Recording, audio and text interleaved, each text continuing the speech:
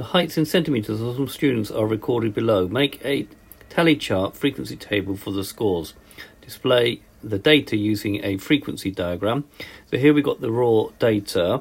Now what we're going to actually do is we're going to make a tally chart and frequency table and grouping the data. So in grouping the data though, you do actually lose some meaning of the data, but when you have a large amount, it's a good idea to maybe group it together in convenient things.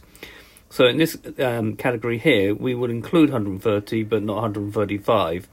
It's important that you understand how you're grouping your data and that you're consistent.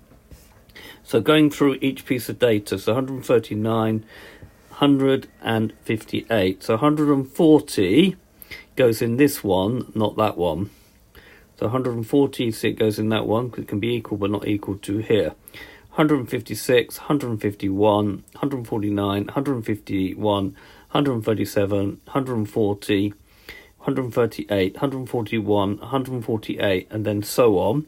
I'm not going to do this, and your frequency tally will look something like this.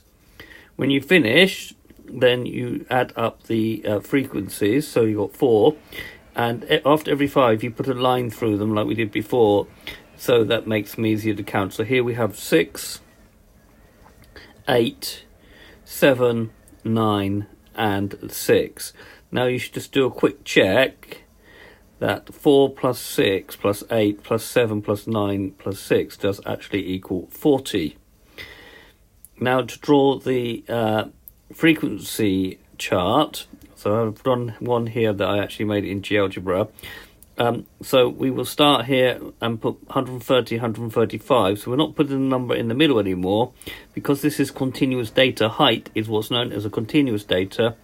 We can continue it along a horizontal scale. We don't need to put it in the middle. So we go 130, 135, 140, 145. This one's been drawn on graph paper. Make sure we label our axis height in centimeters. The vertical axis is the frequencies.